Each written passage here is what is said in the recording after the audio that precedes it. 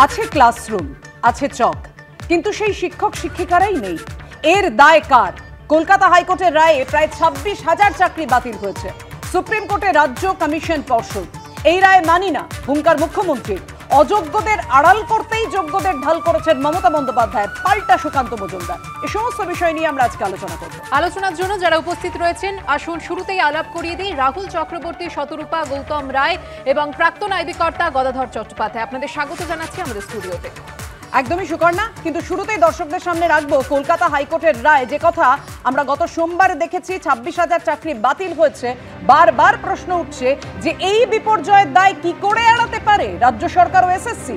এই প্রেক্ষাপটে এবার একযোগে সুপ্রিম কোর্টের দ্বারস্থ হলো রাজ্য সরকার, স্কুল সার্ভিস কমিশন এবং মধ্যশিক্ষা পর্ষদ। দায়ের করা হলো স্পেশাল লিভ পিটিশন। চাকরিহারাদের একাংশ, আইনজীবীদের একাংশ, বিরোধীরা বলছেন রাজ্য সরকার ও এসএসসির জন্যই তো আজ যোগ্যদের এই পরিণতি। নিজেদের দোষ ঢাকতেও কলকাতা হাইকোর্টের ওপর দোষ চাপাতেই কি সুপ্রিম কোর্টের দ্বারস্থ হচ্ছেন তারা? আমি মানি না যদি কোনো অন্যায় কেউ করে থাকে তুমি স্কুটিনি করতে, তুমি পরামর্শ দিতে যে এটা না এটা করুন, তা না করে এক কথায় 26,000 ছেলে মেয়ে চাকরি খেয়ে নিয়ে এটা কি মজা? এটা কি মজার মূল্য? সোমবার, মঙ্গলবারের পর বুধবারও ফের বিচার ব্যবস্থাকে সরাসরি আক্রমণ করলেন মমতা বন্দ্যোপাধ্যায়। পাল্টা বিরোধীরা কি বলছেন শুনুন। যারা যোগ্যতার নিরিখে চাকরি পাওয়ার সমস্ত দক্ষতা থাকা সত্ত্বেও বঞ্চিত হচ্ছে, তারাও কিন্তু প্রতারিত হয়েছে। তাই উভয় পক্ষই কিন্তু প্রতারিত। আর সব থেকে বড় প্রতারকের নাম মমতা ব্যানার্জি। শিক্ষা কেলেঙ্কারি, আমাদের নিয়োগ কেলেঙ্কারি যা শুরু হয়েছিল তৃণমূল কংগ্রেস সরকার গড়ে ওঠার পর থেকেই তা এমন ব্যাপক চেহারা নিয়েছে যা নাকি ব্যাপক কেলেঙ্কারিকে হারিয়ে দিয়েছে। এখন তো সব খেলা হচ্ছে কে কাকে হারায়, তো ব্যাপক কেলেঙ্কারিকে হারিয়ে দিয়েছে।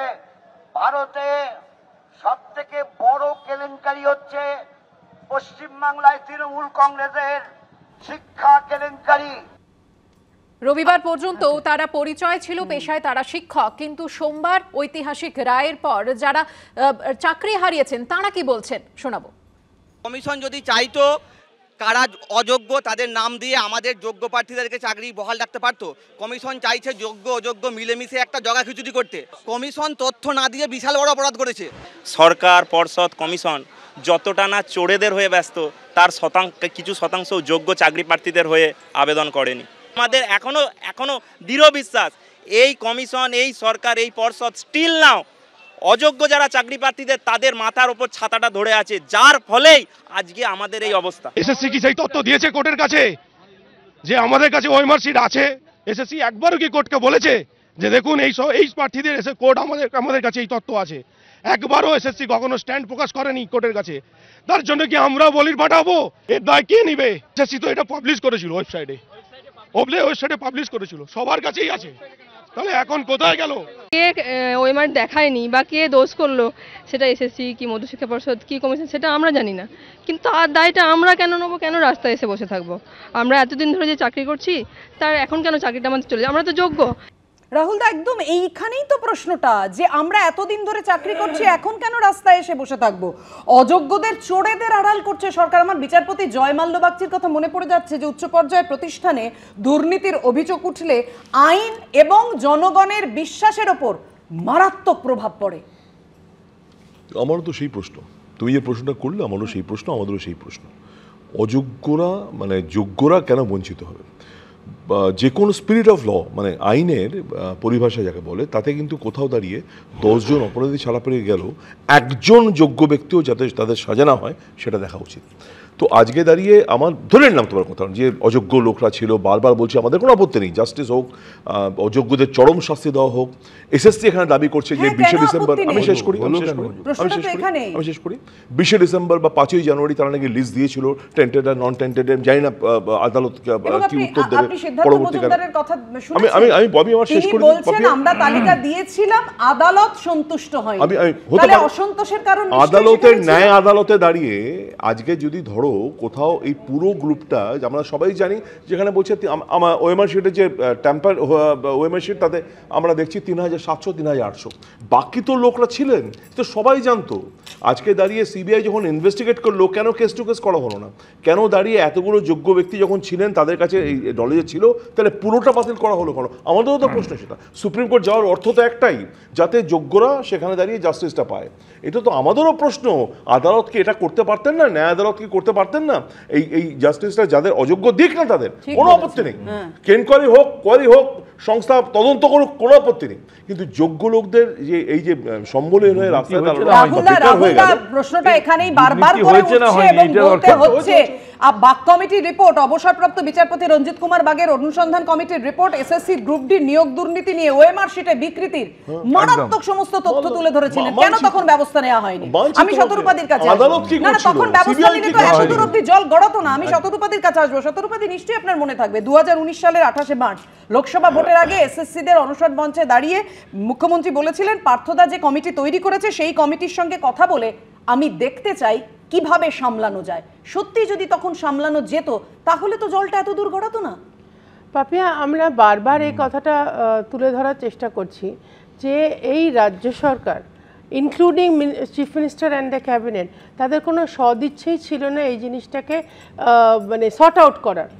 যার জন্য ওরা যারা টাকা দিয়েছে, মানে ইনস্টেড অফ যারা যোগ্য, যারা রাস্তায় বসে আছে তাদের ইন্টারভিউ ওএমআর ফ্রেশ করে তৈরি করে নতুন চাকরি, মানে এই চাকরিতে বহাল করার বদলে তারা কি করলো, সুপার নিউমারি চাকরি ইনিশিয়েট করে দিল, যাতে যারা টাকা দিয়েছে, যাদের মানে যারা অযোগ্য, যারা টাকা দিয়েছে, তারা যাতে নতুন চাকরি পেতে পারে। এরা চুলোয় যাক, এরা যারা রাস্তায় বসেছে তারা চুলোয় যাক। এইবার কোর্ট যখন এতদিন ধরে চেয়ে চেয়ে চেয়ে চেয়ে যখন এসএসসি ফাইনালি রেকর্ডসগুলো জমা দিল, কোর্ট এখানে একটা মন্তব্য করেছে যে এসএসসি মানে একদম স্বতঃপ্রণোদিতভাবে পারপাসলি ওরা মিসলিড করেছে কোর্টকে। হার্ডওয়্যারে ওএমআর শিট নেই, তার কোনো স্ক্যান্ড কপি নেই, ওএমআর শিট পাওয়া যাচ্ছে গাজিয়াবাদে। এই ধরনের callous attitude simply to prove যে আমরা জানি না কে কোথায় আছে, যারা আমাদের টাকা দিয়েছে তাদেরই আমরা চাকরিতে বহাল করব। তো ন্যাচারালি এখন এটা হবে। আনফরচুনেটলি বেশ কিছু যোগ্য লোকজন এখানে সাফার করছে, কিন্তু এই জন্যই সুকান্ত মজুমদার তিনিও বলছেন যে মমতা বন্দ্যোপাধ্যায়, ব্রাত্য বসুরা কি পারতেন না অযোগ্যদের নামের তালিকা আলাদাভাবে আদালতে তুলে দিতে? তাহলে তো যোগ্যদের কিছুই হতো না। চাপে আছেন উনি, বরং বালুরঘাটে নজর দিন। পাল্টা প্রতিক্রিয়া দিয়েছেন শশী পাঁজা। এই অযোগ্যদেরকে মানে বাঁচানোর জন্য মমতা বন্দ্যোপাধ্যায় তো এই যোগ্যদেরকে ঢাল করেছে, শিকন্ডি করেছে। মমতা বন্দ্যোপাধ্যায় কি পারতেন না? ব্রাত্য বসু কি পারতেন না যে 5000 লোকের, যে 5000 যারা চাকরি পেয়েছে ঘুষ দিয়ে, তাদের নামের লিস্টটা আলাদা করে আদালতে তুলে দিতে? তাহলেই তো যোগ্যদের কিচ্ছু হতো না। যারা যোগ্যতা সত্ত্বেও যাদেরকে এই কষ্টের মধ্যে দিয়ে যেতে হচ্ছে, আমরা তাদের পাশে আছি। প্রয়োজনে আমরা লিগাল সাপোর্ট দেবো। যারা পরীক্ষা দিয়ে চাকরি পেয়েছেন তারা কিচ্ছু হতো না, চাকরিও বাতিল হতো না। কিন্তু মমতা বন্দ্যোপাধ্যায় কি চালাকি করলেন, উনি রাজনীতি করলেন। উনি এই 5000 জন যাদের কাছ থেকে ওনার নেতারা পয়সা নিয়ে চাকরি দিয়েছে, তাদেরকে বাঁচানোর জন্য বাকি 25,000-এর মধ্যে 20,000-কে ঢাল করলেন যারা যোগ্য। দেখো তোমাদেরও চাকরি চলে যাচ্ছে। এর জন্য দায়ী হচ্ছে মমতা বন্দ্যোপাধ্যায়, কারণ কোর্ট বলেছিল আপনারা আটা আর ভুসি আলাদা করুন। আটা মানে হচ্ছে কারা চাকরি দিয়ে, এই পরীক্ষা দিয়ে চাকরি পেয়েছেন, কারা সত্যিকারের যোগ্য, প্রচুর মানুষ আছে ওর মধ্যে সত্যিকারের যোগ্য। আর ভুসি হচ্ছে যারা, সেই 5000 মাত্র যারা তৃণমূল কংগ্রেসের নেতাদেরকে টাকা দিয়ে চাকরি পেয়েছে। এসএসসি এই মামলাটা বিচারাধীন এই অর্থে যে স্কুল সার্ভিস কমিশন বলেছে যে আমরা এটা নিয়ে সুপ্রিম কোর্টে যাব। সুকান্ত মজুমদারকে বলুন একটু ফোকাস থেকে তার বালুরঘাটটা দেখতে, কিংবা ওনার নেতা বলেছে না বেলুঘাট কিংবা ওই বালুঘাট, এই যেটা সেটাকে দেখতে বলুন। এই সেকেন্ড ফেজেতে কিন্তু বর্তমান সভাপতি কিন্তু প্রচন্ড প্রেসারে আছেন, সেটা দেখে নিতে হবে। আমি গৌতমদার কাছে যাব। গৌতমদার, সদিচ্ছা নিয়ে কিন্তু একটা প্রশ্ন থেকে যাচ্ছে। শুরু থেকেই রাজ্য সরকার বা এসএসসি কি চেয়েছে যোগ্যদের আলাদা তালিকা হোক এবং অযোগ্যদের আলাদা তালিকা হোক, নাকি পুরো বিষয়টাই গুলিয়ে দেওয়ার একটা কৌশল? না, পুরো বিষয়টাই গুলিয়ে দেওয়ার একটা কৌশল গভর্নমেন্ট ঠিক করেছিল। এটা একদম সরকার স্পন্সর্ড দুর্নীতি, এ বিষয়ে কোনো সন্দেহ নেই।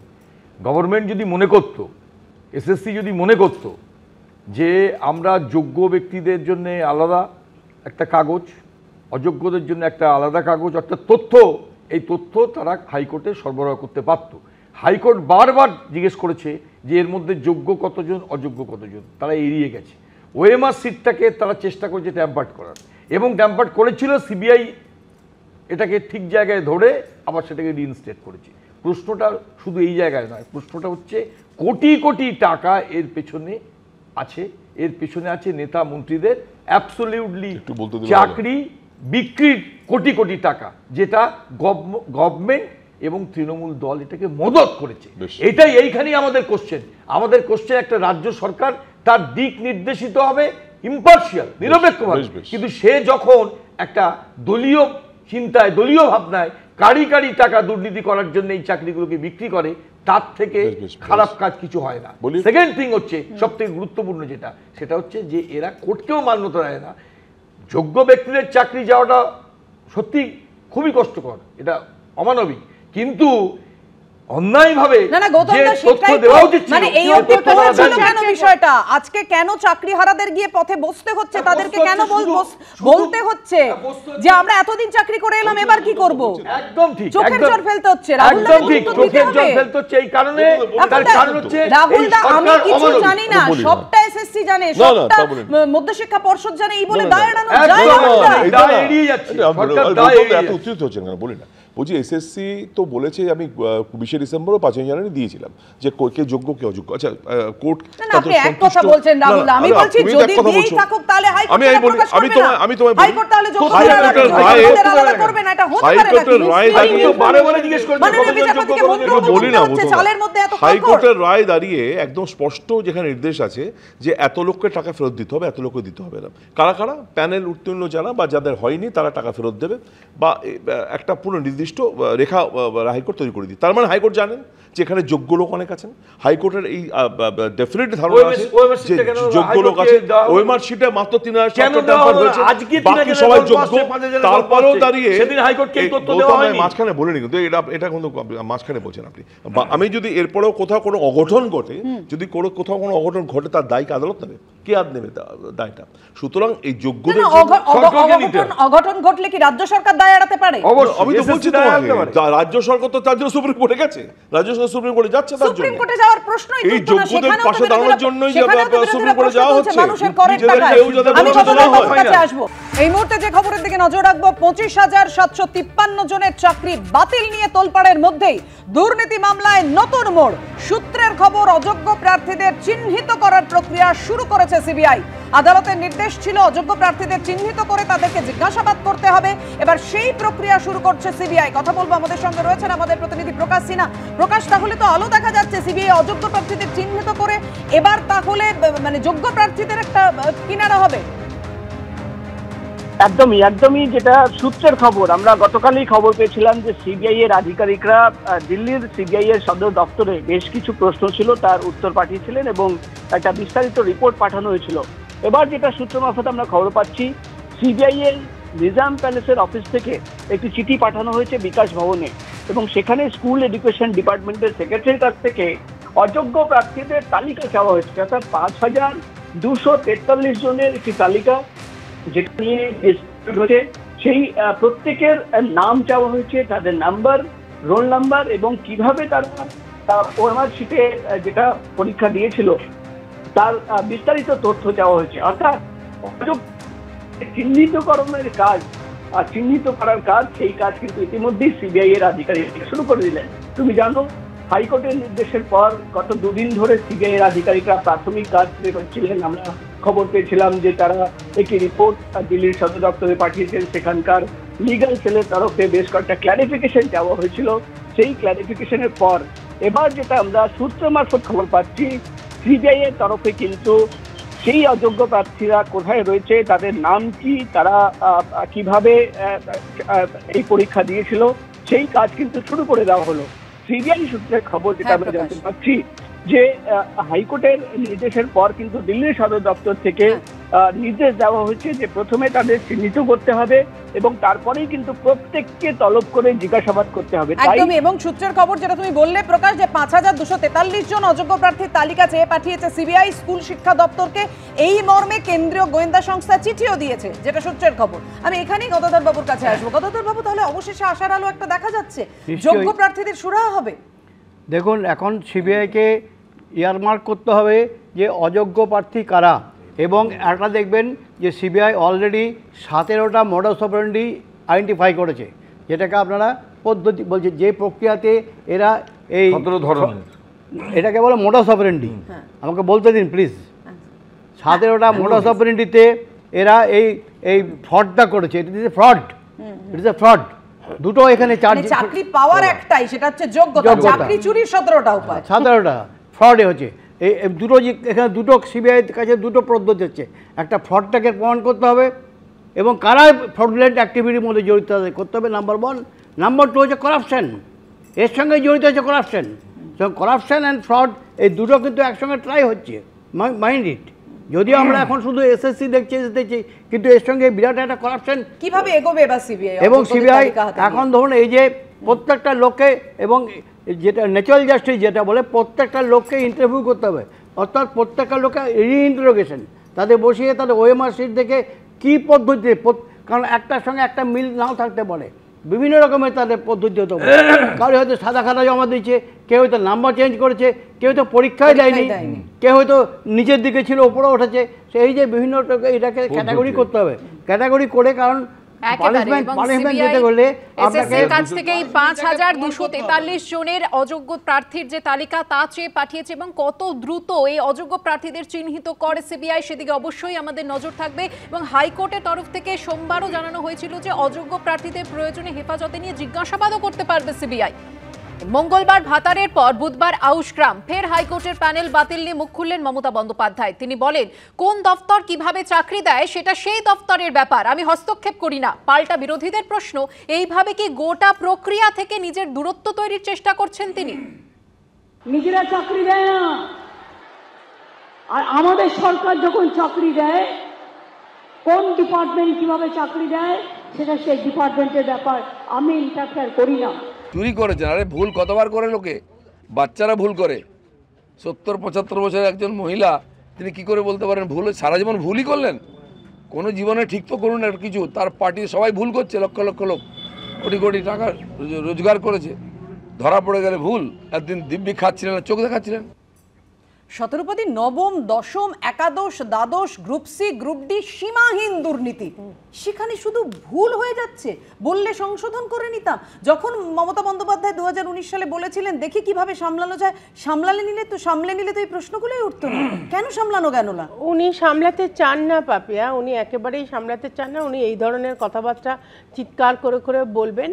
আমার প্রশ্ন এখানে একটাই, উনি যখন মনেই করছেন যে আহা উনি কিছু জানতেন না, অন্য লোক করতো, তাহলে ইলেকশনের সময় উনি কেন বলেন যে যেখানে যত সিট আছে সব ওনার মুখ দেখে দিতে? তাহলে why doesn't she have basic responsibility? আজকে সে তার মানে মুখ্যমন্ত্রী, তার ক্যাবিনেট মিলে এই ডিসিশনটা নিয়ে এইরকমভাবে একটা ইনস্টিটিউশনালাইজড একটা ক্রাইম তৈরি হয়েছে। এখানে কোনোভাবে কেউ গা এড়াতে পারবে না। আরেকটা জিনিস আমি বলি, এর আগে যে কথাটা হচ্ছিল এই ব্রেকে যাবার আগে, যে অযোগ্য চাকরিরা এটা ডিফারেন্সিয়েট কেন কোর্ট করছে না, এটা কোর্টের দায় নয়, কোর্ট গিভস আ ভার্ডিক্ট। এবার কোর্ট অলরেডি সিবিআইকে সেদিনই প্রথম দিনই দিয়ে দিয়েছিল ফ্রি হ্যান্ড, এনকোয়ারি করো। আজকে তোমরা একটু আগে যে খবরটা দেখালে যে এবার এই মানে যেরকম আমরা ছাঁকনি নিয়ে বসি সেই রকম ভাবে কাঁকড় আর চাল আলাদা আলাদা করে বাঁচা হয়। ইন দ্য মিন টাইম আমার এখানে একটা অবজারভেশন আমি না করে পারছি না। এই যারা প্রথমে ছিল, প্রথম দিন যখন আমরা এখানে ছিলাম, যখন জাজমেন্টটা হচ্ছিল, তখন আমরা ভেবেছিলাম যে একদম 25,000 চাকরি প্রায় বাতিল হয়ে যাচ্ছে। তারপরে সেটা যখন কোর্ট ভার্ডিক্ট দেখা গেল যে মোটামুটি 5,000। তার মানে অলরেডি কোর্ট কিন্তু একটা চেষ্টাই করছে যে মানে এটা শর্ট আউট করা, যে সবাই হয়তো অযোগ্য নয়, কিন্তু এর মধ্যে যে এই যে অযোগ্য চাকরি যারা চোখের জল ফেলছে এখন আবার রাস্তায়, তারা কি তাহলে অরিজিনালি বিজেপি সাপোর্টার? তারা কি তৃণমূলের কেউ নয়? তারা কি অ্যাকচুয়ালি টাকা দেয়নি?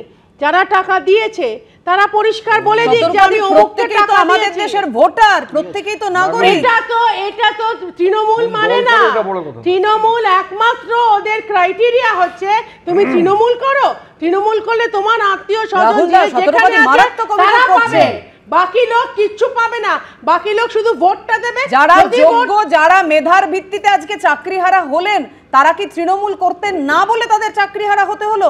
আর যারা অযোগ্য, তারা কি তৃণমূল করতেন বলে তাদেরকে আড়াল করতে রাজ্য সরকার বা প্রশাসন বা পর্ষদ বা এসএসসি? মারাত্মক অভিযোগ করছেন তো ভারী ভারী অদ্ভুত কথা আমি বলি, এটা অদ্ভুত ব্যাপার। মানে যারা অযোগ্য তারাও বিজেপির সমর্থক হতে পারে, যারা চাকরি পেয়েছে। কে কোথাকার সমর্থক, কে কাকে সাপোর্ট করে, এটা কোনো ক্রাইটেরিয়া নয়। কেন বলছি তোমার আমি, আজকে দাঁড়িয়ে ধরো আমার একটা কথা মনে পড়ছে, সেই বজরংবলীর যখন ওই গন্ধমাদন পর্বত তুলে নিয়ে এসেছিল না, খালি বিশল্যকরণী খোঁজার জন্য, তো দেখবে যে খুঁজে পায়নি, মানে পুরো পর্বতটাকে তুলে নিয়ে এসেছিল। আজকে যে সিবিআই এই তুমি বলছো যে শর্টলিস্ট করতে আরম্ভ করেছে কারা কারা অযোগ্য, আমি তো একটু তোমাকে এটাই বললাম বাপিয়া, তুমি খবরটা ব্রেক করলে তার আগে কিন্তু আমি শুরু করলাম স্টার্টেড উইথ দিস, যে সিবিআই কি পারতো না শর্টলিস্ট করতে বা আদালতকে জমা দিতে? রাজ্য প্রশাসন কি পারতো না? আমি শেষ করি। এসএসসি কিন্তু বলছে বারবার, হয়তো আদালত সাথে সন্তুষ্ট হননি, 20 তারিখ 5 তারিখ দুটো টেন্টেড নন টেন্টেড দিয়েছে, সেটা অন্য কথা, কিন্তু সিবিআই যখন ইনভেস্টিগেট করেছে তো দে মাস্ট বি নো দে যে আজকে বাক কমিটি কারা আজকে পাচ্ছে কি করে, বাক কমিটি কারা তাহলে পাপি আজকে পাচ্ছে কি করে, কার নির্দেশে বাক কমিটি তৈরি তাহলে হয়েছে? সিবিআই আজকে কি করে শর্টলিস্ট করছে অযোগ্যদের? কেন সিবিআই আজকে দাঁড়িয়ে রাজ্য সরকার দায়িত্বটা অস্বীকার করতে পারে না, আমি কাউকে বলতে দেবো না। কিন্তু আমি এই যে 17 একটু আগে বললো না যে পুরোটাই বাতিল হয়নি, 25,781 না 771 পুরোটাই বাতিল করে দিয়েছে।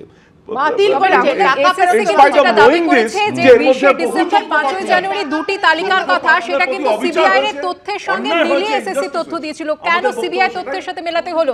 এসএসসির কাছে নিজের তথ্য ছিল না কেন? তাহলে তো এই সমস্যা তৈরি হতো না। এবার আমরা পরের খবরে নজর রাখবো। অভিষেক বন্দ্যোপাধ্যায়ের বিরুদ্ধে নির্বাচন কমিশনের দ্বারস্থ হলো বিজেপি।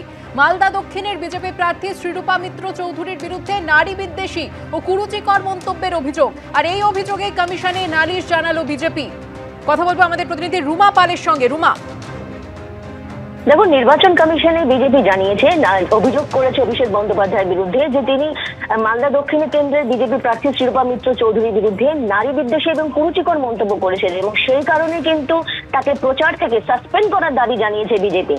এবং এই যে চিঠিতে এটা উল্লেখ করা হয়েছে যে জাতীয় মহিলা কমিশন কিন্তু ইতিমধ্যেই রিপোর্ট তলব করেছে ডিজির কাছে। অর্থাৎ আবারও কিন্তু অভিষেক বন্দ্যোপাধ্যায়ের বিরুদ্ধে কমিশনে গেল বিজেপি।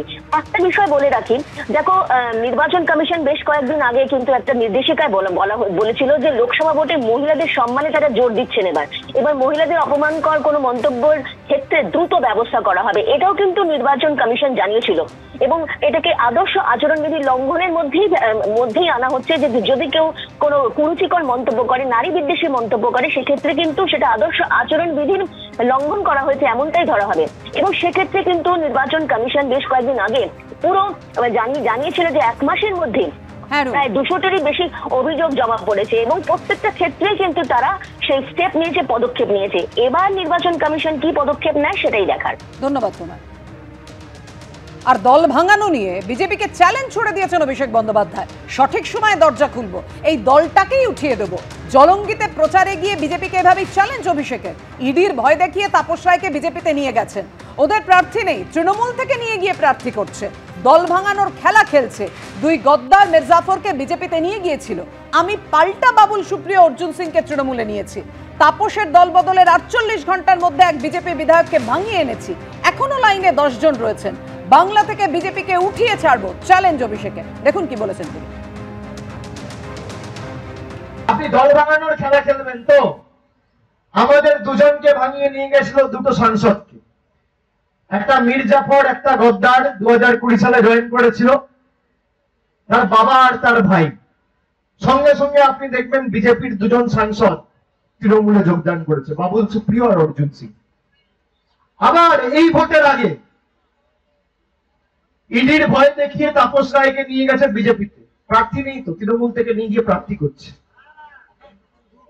আমি সঙ্গে সঙ্গে 48 ঘন্টার মধ্যে ওদের আরেকজন এমএলএকে ভাঙিয়ে তৃণমূলে নিয়ে এসেছি, এখনো 10 জন লাইনে আছে। ঠিক টাইমে দরজা খুলবো, এই দলটাকে উঠিয়ে দেবো বাংলা থেকে, আমি কথা দিয়ে যাচ্ছি, আপনারা ঐক্যবদ্ধ থাকুন। উঠিয়ে দেবো। আর যত রাখতো আমার উপর, 3 বছর ধরে 4 বছর ধরে ইডি সিবিআই বিচার ব্যবস্থাকে কাজে লাগিয়ে আমায়, আমার মা বাবা, আমার স্ত্রী কাউকে ছাড়েনি। আমি মাথা নত করেছি? ভাইরা বলুন, আরে আমার যদি গলা কেটে দাও তাও জয় বাংলা বেরোবে, আমরা বেঈমান নই। পাল্টা বিরোধী দলনেতা শুভেন্দু অধিকারী কি বলছেন শুনুন। জয়েন তো করিয়েছিলেন অনেকে জয়েন করিয়েছিলেন, তারপর তো কৃষ্ণ কল্যাণী, মুকুটমণি অধিকারী, বিশ্বজিৎ দাসকে লাইন দিয়ে পদত্যাগ করতে হয়েছে। জাল আর গামছা দুটাই যাবে। রাহুল দা, ওই চিরাচরিত কথাটা মনে আছে? মানে একদিকে আঙুল তুললে, কারোর দিকে আঙুল তুললে 4টে আঙুল নিজের দিকে, যে দল ভাঙানোর কথা বলছেন, সেই দল ভাঙানোর অভিযোগ তো আপনাদের সমস্যার অন্য জায়গায় পাপি। নিজে তোমাকে বলি, একটু পরিসংখ্যানটা বলি, কেন বলছি বলি। ভারতীয় জনতা পার্টি তৃণমূল কংগ্রেসের বিরুদ্ধে চরম সমালোচনা করুক, তৃণমূল কংগ্রেসের সমস্ত খারাপ বলুক, অথচ গত বিধানসভায় দেখবে তৃণমূল কংগ্রেস বা বিজেপির বিধানসভার লিস্ট যেটা প্রার্থী, তার মধ্যে 151 জন তৃণমূল থেকে বেরিয়েছিল। 151 জন। পরবর্তীকালে তুমি দেখো চাতক পাখির মতো তাকিয়ে আছে বিজেপি, যে কখন তৃণমূল থেকে বেরোবে আর তখন তাকে প্রার্থী করবো। আরে বিজেপির যদি এতই সংগঠনের জোর হয়, তাহলে কেন তৃণমূল উপর ভরসা এত? আজকে বিরোধী দলনেতা তৃণমূল থেকে বেরিয়ে গেছে, দলনেতা তৃণমূল থেকে বেরিয়ে গেছে, যত সাংসদ থেকে বেশিরভাগ তৃণমূলের। আজকেও দেখো না কি হবে। না, এইভাবে আপনারা বিজেপিকে উঠিয়ে ছাড়বেন, মানে বিজেপির সবাইকে তৃণমূলে নিয়ে আপনারা বিজেপিকে উঠিয়ে ছাড়বেন, এটা বলতে চাইছেন? আপনাদের ফর্মুলা হচ্ছে এটা। আমাদের কি দোষ? যোগ্য লোক নেই তোমাদের? আরে আগে তো তোমরা, রাহুল দা, তোমরা ডিসাইড করো যে আমরা ওয়াশিং মেশিন তথ্যটা খারাপ করবে, নাকি আমরা কিডন্যাপার, নাকি আমরা হাইজ্যাকার, এটা তোমরা আগে ঠিক করো। এক সেকেন্ড, আমি একটু শেষ করি। না, এখানে বারবার এই দল ওই দল মানুষ যদি করতে চায়, আমরা তো থামাতে পারি না, আমরা কাউকে ডাকতে যাই না। কিন্তু এটাও ফ্যাক্ট যে যারা যারা আমাদের এখানে আসে, এই ওয়াশিং মেশিনে আমরা চুবিয়ে সোক করে ঘষে মেজে পরিষ্কার করে আবার তৃণমূলই ফেরত নিয়ে চলে যায়। আমাদের এখানে কিছু করার নেই। আমরা আমাদের ভীষণ উদার আইডিওলজি, আমরা মন খোলা রাখি, জানলা খোলা রাখি, যার ইচ্ছে আসবে। কেউ যদি চরিত্র উন্নয়ন করতে চায় সেও আসবে। আমাদের আইডিওলজি এত স্ট্রং যে তারা যদি তাদের নিজেদের জীবনও উদ্ধার করতে চায়, তারা আসবে। যতদিন থাকবে আমরা তাদের মাথায় করে রাখবো, তাদের আমরা অতিথি আপ্যায়ন করব, ভালোভাবে সেবা যত্ন করব।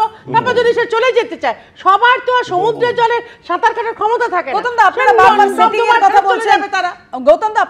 সেটিং এর কথা বলছেন, বলেন অভিষেক বন্দ্যোপাধ্যায় তো বলছেন এইভাবেই আমরা বাংলা থেকে বিজেপিকে উৎখাত করব। হ্যাঁ, বিজেপিকে উৎখাত তো করবেই, তার কারণ যে দল বিজেপির সঙ্গে সরকার চালায় অতীত ইতিহাস, সেই দলই বাংলা থেকে বিজেপিকে উৎখাত করবে।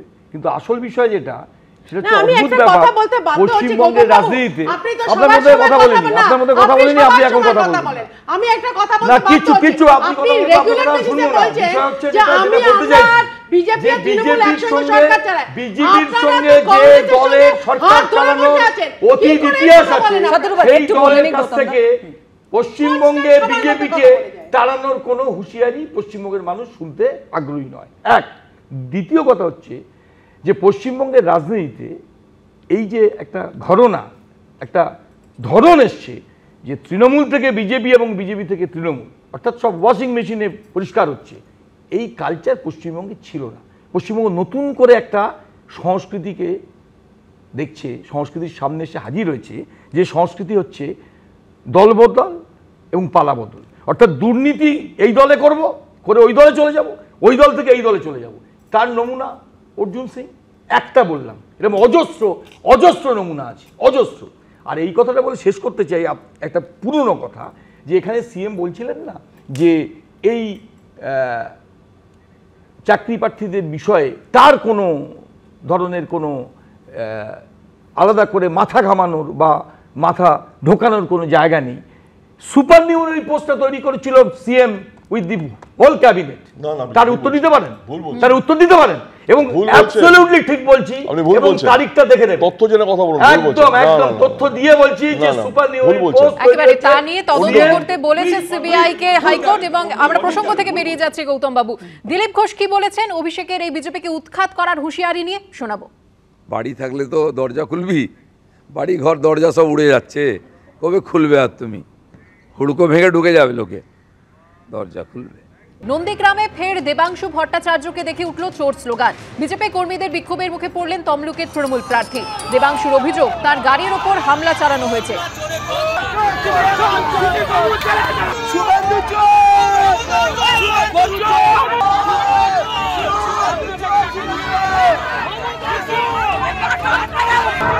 শুধু চোর জয় শ্রীরাম নয়, এটা তো মৌখিক কথা বাদ দিয়ে আমাদের গাড়ির ওপর থাপ্পড় মারা হয়েছে, গাড়ির ওপর রীতিমতো হামলা হয়েছে। আমরা এটা নিয়ে প্রশাসনের দ্বারস্থ হব। বিজেপির এটাই কালচার। এখন আমরা যদি পাল্টা গোটা রাজ্যে শুরু করি, পারবে সামলাতে? ঠিক করেছে। হ্যাঁ, গাড়িতে না, গাড়িতে ধাক্কা দেওয়াটা ঠিক নয়। এটা কেন করা করেছে? এটা আহত হয়েছে নাকি? না না, গাড়িতে ধাক্কা না।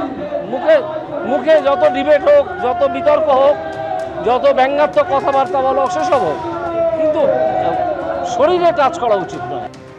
16ই এপ্রিলের পর আবার আমি রাহুলদার কাছে এখানেই আসবো। রাহুলদা, একদম দেবাংশু ভট্টাচার্য বলছেন আমরা এটা নিয়ে প্রশাসনের দ্বারস্থ হব। প্রশাসনের ওপর ভরসা রাখাটাই তো দরকার, প্রশাসন যা করার করবে। কিন্তু শেষের লাইনটা দেখুন, যেটা উনি বললেন যে আমরা যদি পাল্টা গোটা রাজ্যে শুরু করি তাহলে পারবে সামলাতে।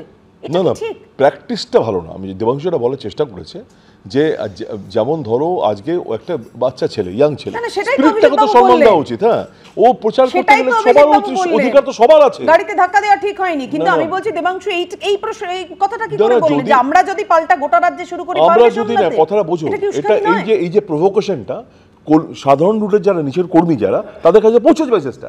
তারাও যদি পাল্টা আরম্ভ করে, সেটা কন্ট্রোল করা ডিফিকাল্ট হবে। সেটাই বলছি, আমরা এমন কোনো মেসেজ এস্টাবলিশ করব না যেটা বাইরে মেসেজ যেতে পারে। আমাদের কর্মীদের কথাই বলছি, আমি আমাদের কর্মীদের কথাই বলছি। এমন কোনো বিরোধীরা যদি প্রভোক করে, এমন কোনো কিছু এস্টাবলিশ করা উচিত নয়, এমন কোনো মেসেজ দেওয়া উচিত নয় যাতে এই সময় ভোটের আবহাওয়ায় দাঁড়িয়ে বাইরে কোথাও তো সেটা উচিত না আমাদের। তো এইটা হবে কেন? আজকে এটা হলে এটা তো ছড়িয়ে পড়তে পারে সব জায়গায়। হবে কেন?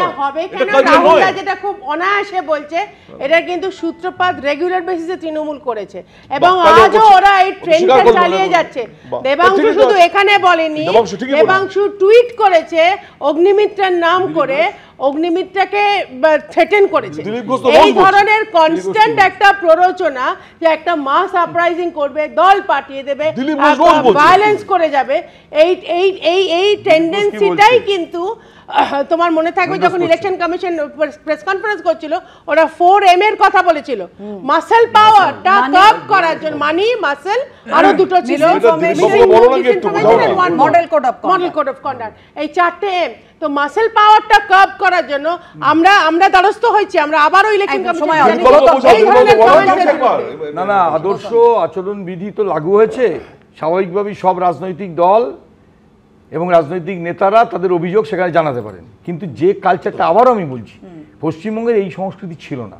এই যে শব্দ চয়ন করছেন, আপনি বারবার আমার কথা বলতে বলছেন, দিলীপ ঘোষকে বলুন ভাষাকে সংযত করতে। এবং নেতাদের উচিত হচ্ছে এখন মডেল কোড অফ কন্ডাক্টটা মেনে চলা এবং প্ররোচনা দেওয়াটা একদম বন্ধ করা। এই প্রভোকেশন দিলে পরে ভায়োলেন্সটা বেড়ে যেতে পারে। একদম আমাদের আলোচনা এখানেই শেষ করতে হচ্ছে। ঋত্বিক ঘটকের সুবর্ণরেখার হরপ্রসাদের সেই সংলাপ আমার মনে পড়ে যাচ্ছে, রাত কত হলো উত্তর মেলে না, কিন্তু আমরা উত্তর চাই। রাতের শেষে যেন দিনটা খুব শিগগিরই আসে। এই মুহূর্তের আলোচনা এখানেই শেষ করছি। আরো খবর নিয়ে ফিরছি আনন্দ সকালে, সঙ্গে থাকুন।